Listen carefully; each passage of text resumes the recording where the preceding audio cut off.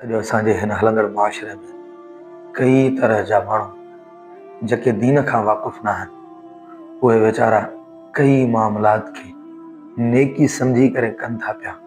हालांकि हक़ीक़त में उन्हनि जी उहा महिनत रायगाम आहे, उन्हनि खे उन अमल जो ज़र्रे बराबरि बि बदिलो नाहे मिलंदो। यादि रखिजो अज़ीज़ भाइरो, नेकी जी क़बूलियत लाइ ॿ मेन शर्त आहिनि। जे अगरि उन ॿिन्हिनि मां का हिकिड़ी शर्त बि निकिरंदी त सम्झो उहा उन जी नेकी क़बूल न थींदी। सभ खां पहिरीं नेकी जे लाइ जेका शर्त आहे उहा आहे इख़लास, यानी असां जेका नेकी कयूं उन में असांजी नीयत ख़ालिस हुजे त मां ही जेका नेकी कयां थो इहा रब्बुल आलमीन जी ज़ात लाइ आहे। छो जो बस औक़ात इंसान नेकी त कंदो आहे, लेकिन उन नेकी में उन जो मक़सूद हूंदो आहे त माण्हू मुंहिंजी वाह वाह कनि। जे अगरि को माण्हू इन नियत सां नेकी करे थो त यादि रखिजो, सही बुखारी जी रिवायत में नबी अलैहिस्सलातु वस्सलाम फरमायो, मन सम्मा अल्लाहु बिही व मन युराई युराई अल्लाहु बिही।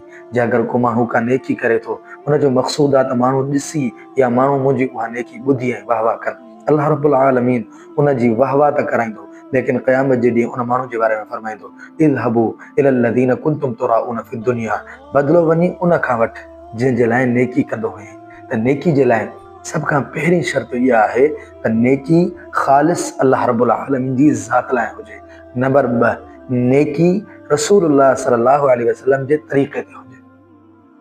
अल्लाह रब्बुल आलमीन क़ुरान में फरमायो, या अय्युहल्लज़ीना आमनू अतीउल्लाह व अतीउर रसूल वला तुब्तिलू अमालकुम। ईमान वारो अल्लाह ऐं उन जे रसूल जी फरमा बरदारी कयो, पंहिंजे अमलनि खे तबाह न कयो। अल्लाह रब्बुल आलमीन क़ुरान में ही फरमायो, मा आताकुमुर रसूल फखुज़ूहु, जेका शइ तव्हांखे रसूलुल्लाह सल्लल्लाहु अलैहि वसल्लम ॿुधाइनि उनखे वठो।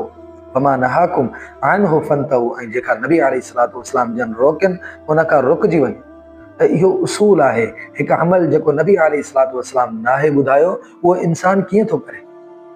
सही बुखारी जी रिवायत जेका अम्मा आयशा सिद्दीक़ा तय्यबा ताहिरा रज़ियल्लाहु अन्हा का आहे, नबी अलैहिस्सलातु वस्सलाम फरमायो, मन आमिल अमलन लैसा अलैहि अमरुना फहुव रद्दुन।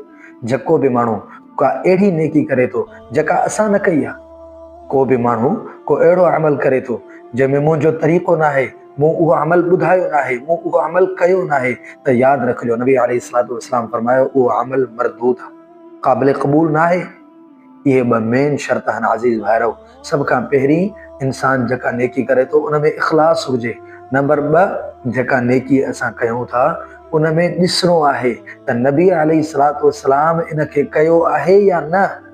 जे अगरि नबी अलैहिस्सलातु वस्सलाम उहो अमल न कयो आहे त यादि रखिजो उहा नेकी न आहे, उहा बिदअत आहे, उहो कमु आहे जेको माण्हुनि या असांजे मुआशरे या असांजे ॻोठ या असांजे शहर जे रहण वारे माण्हुनि पंहिंजी तरफ़ खां ठाहियो आहे ऐं आम माण्हुनि जे अॻियां उनखे दीन ठाहे करे पेश कयो आहे। हक़ीक़त में उहो दीन न आहे।